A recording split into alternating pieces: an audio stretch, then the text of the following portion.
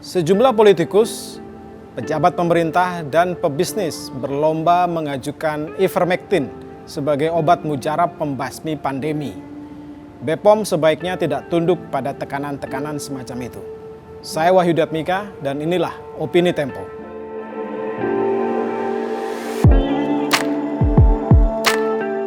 Tragedi seperti yang terjadi di India kini terulang di depan mata kita. Hidup mati ribuan orang yang terinfeksi COVID-19 kini tergantung pada nasib bisa dapat layanan kesehatan atau tidak di rumah sakit.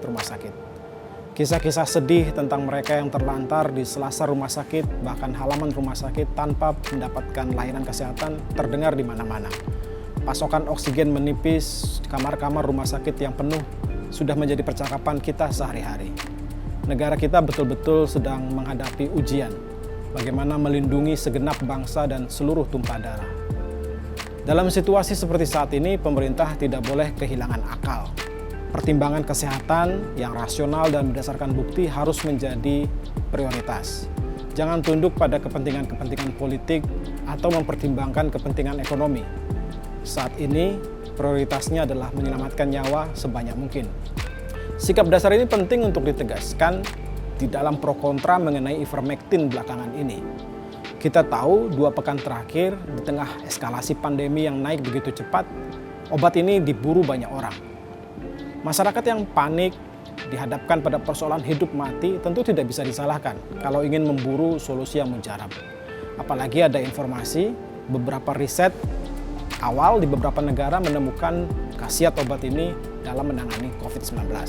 Ivermectin sendiri pada dasarnya adalah obat antiparasit atau obat cacing yang ditemukan pada 1981 oleh 2 ahli, Satoshi Omura dari Jepang dan William Campbell dari Amerika Serikat. Pada tahun 2015, keduanya memperoleh Nobel di bidang kesehatan atas temuan ini. Badan Pengawasan Obat dan Makanan beberapa bulan lalu sudah memberikan izin edar untuk ivermectin sebagai obat cacing. Pekan lalu, BPOM memberikan uji klinis untuk menguji khasiat ivermectin sebagai terapi COVID-19. Sampai hasil uji klinisnya keluar, BPOM mewanti-wanti bahwa ivermectin adalah obat keras yang hanya bisa dipakai dengan resep dokter. Disinilah kepentingan-kepentingan non-kesehatan mulai bermain.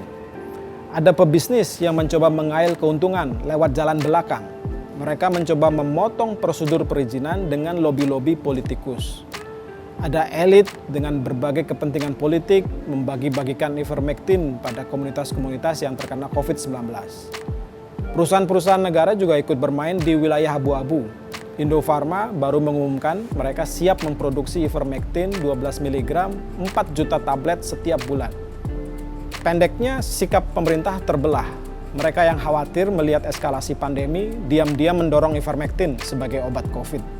Manuver-manuver semacam itu tidak akan menyelesaikan masalah. Justru akan menimbulkan kebingungan, kesimpang-siuran, dan kegaduhan di masyarakat. Lobi-lobi di ruang tertutup berpotensi mempengaruhi independensi BPOM dalam mengambil keputusan terkait uji klinis ivermectin. Kepala BPOM, Ibu Penny Kusumastuti Lukito, seharusnya bisa bersikap tegas. Seperti ketika menghadapi kontroversi vaksin Nusantara, Kepala BPOM seharusnya menolak semua upaya untuk meloloskan ivermectin sebagai obat COVID tanpa uji klinis yang proper. Sebaliknya, Kepala BPOM juga tidak boleh melambatkan atau menggagalkan uji klinis atas dasar permintaan dari pabrik farmasi misalnya, yang khawatir jika ada obat generik yang caspleng membasmi pandemi. Masalahnya waktu memang terbatas. Uji klinis biasanya berlangsung 6 bulan, dan pekan lalu baru berlangsung pertemuan antara Badan Litbang Kementerian Kesehatan dan 5 rumah sakit yang menjadi lokasi uji klinis. Artinya, baru awal tahun depan akan ada hasil dari uji klinis terhadap ivermectin sebagai obat COVID. Karena itu, sambil menunggu, BPOM sebaiknya membuka diri terhadap kemungkinan adanya riset sejenis dengan standar WHO di luar negeri. Berdasarkan riset itu, BPOM bisa mengeluarkan izin edar darurat, seperti halnya untuk vaksin Sinovac beberapa waktu lalu.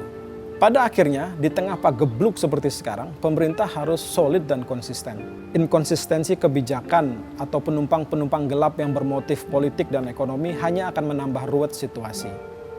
Negara harus mengedepankan pendekatan kesehatan jika ingin semua warganya selamat.